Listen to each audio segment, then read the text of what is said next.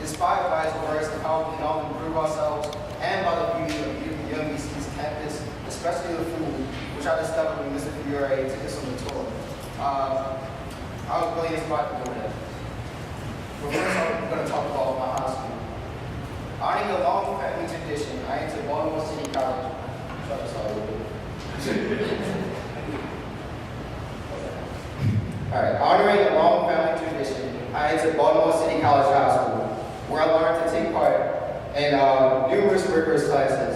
I was in the IB program, and I played lacrosse, which was a sport I started playing here. And I ran cross country, which is another sport I learned about early at school. And the best part is that it gave me college credits so I can graduate a little earlier. Towards the end of my senior year, I got out of school and walked home from the Montgomery bus stop like any other day in West Baltimore. And I sat there in the living room table, and there was my acceptance letter to UMBC, my dream school. And now I'm majoring in biology and minoring in writing, and I hope that folks will be a doctor one day.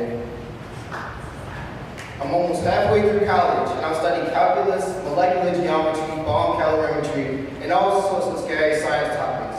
But getting through this school is still one of the hardest things I've ever done in my life, and it's one of my biggest accomplishments. The workload I got at this school was nothing short of outrageous. As a 12-year-old, I was staying up until 12 midnight to finish assignments. And I'm sure a lot of students here can relate to that.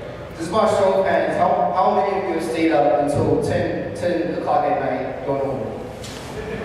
Look at this. 11. 12. 1. 2. This is getting out of hand. 3. Are you sure? All right, 4. Let's give this kid a hand.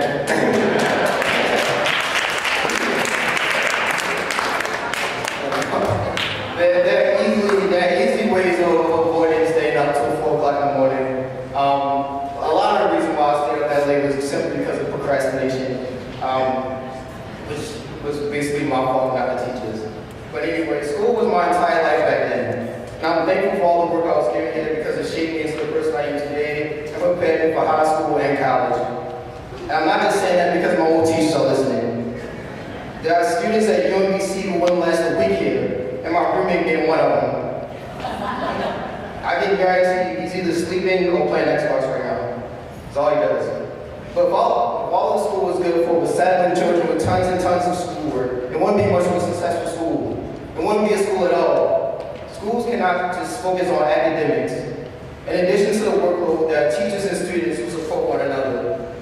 No matter how many times I showed up late for school, which was very often, almost daily, or got jailed, there were still teachers who wanted me to wake up early, make it to school on time, and do whatever I needed to do to stay out of Saturday detention.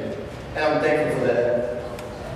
And even after I graduated, Mr. Fiore still showed up at my high school every semester or so to see how I was doing. So if you students think that walking across the stage and getting that certificate at graduation means that you'll never have to report back to the teachers again, too bad. They'll never leave you alone. Once again, I'm thankful for that. This school creates a culture where excelling in every class is admired by both teachers and students. If this group of students is anything like the group I graduated with, I can tell you that hardworking students who want the best lives for themselves and their peers. They're an optimistic group too. Even when work piled up, we had fun no matter what. It was always a stress-free environment at St. Ignatius.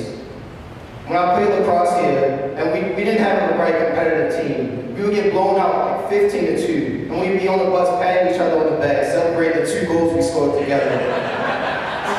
We were probably happier than the winning team. As a result, these students will become stronger, smarter, and more determined than their high school peers.